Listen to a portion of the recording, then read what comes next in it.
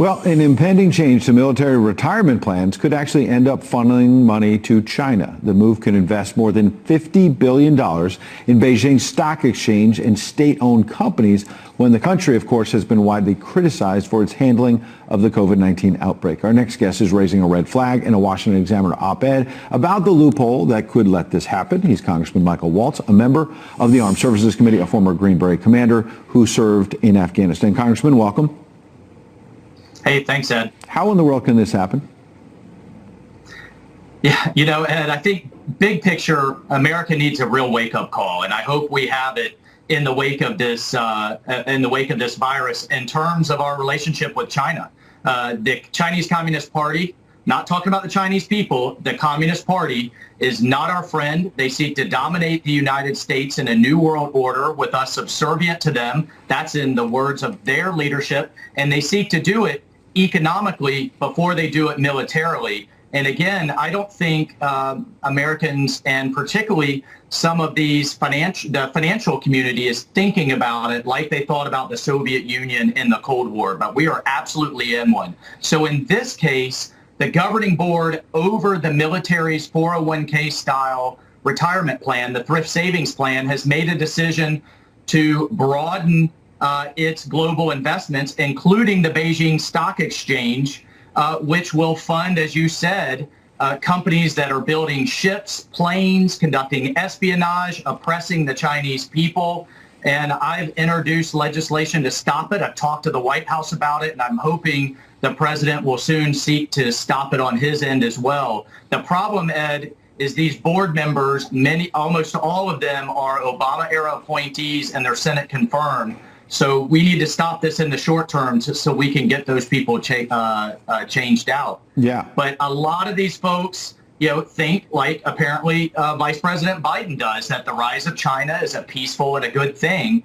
The last thing I want to see is military members' retirement going to fund the adversary they may have to confront someday. It's unbelievable. Well, your op-ed references a story that sort of laid all this out, the thrift savings plan you mentioned that federal workers, military members can have. It says, based on current best practices, this is how they justify it in the investment industry, and the mandate given to us by Congress, we don't believe it's appropriate to prohibit millions of these participants in the thrift savings plan from making a choice that could be in their best interest and is available to all other American investors. So I get your beef with China, and obviously that was in 2019 before their bad behavior that President Trump is calling out now in terms of the spread of the virus and the lack of candor. But answer that basically, well, if I open up an investment account anywhere, I have the freedom to invest in China, the UK, or anywhere else. So while we might not like their behavior, why shouldn't we invest? Sure.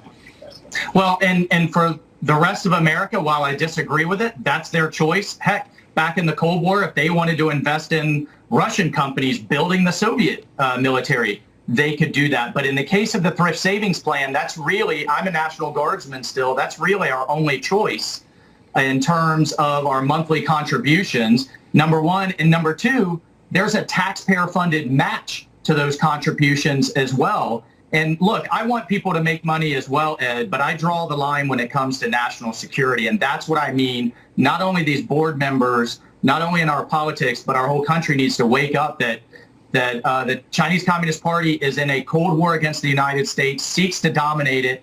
And the last thing we can have is our entire federal retirement system, our pension systems, funding the very companies that are building out the Chinese military. So that's where I draw the line. Number one, these military members really don't have a choice. Number two, it's taxpayer-funded match. Yeah. And number three, I draw the line in terms of those choices when it comes to national security. Let's broaden this out as we wrap the conversation. There was a report in the New York Times this morning breaking about the idea that the intelligence community is trying to fire on all cylinders, if you will, and investigate what we're talking about big picture, which is what did China know? When did they know it? Did they cover up the spread of this virus and all the rest? In fact, Jillian Turner from Fox, Brett Baer, they've been reporting on this, and we knew this investigation was going on, but maybe it's being fleshed out. And there's a new statement this morning from the Office of the Director of National Intelligence saying, yes, we are using all intelligence community resources we can right now to find this out. How important is it to get to the bottom of all this, and what kind of accountability do you want to see from China? Well, I think we absolutely have to get to the bottom of it. I'm glad the administration is dedicating the intelligence community to do so. And this is part of the broader narrative. You know, Chinese diplomats, the Chinese government, its presence all over social media, which ironically it denies to its own people, but is blasting all over the world that it's not responsible.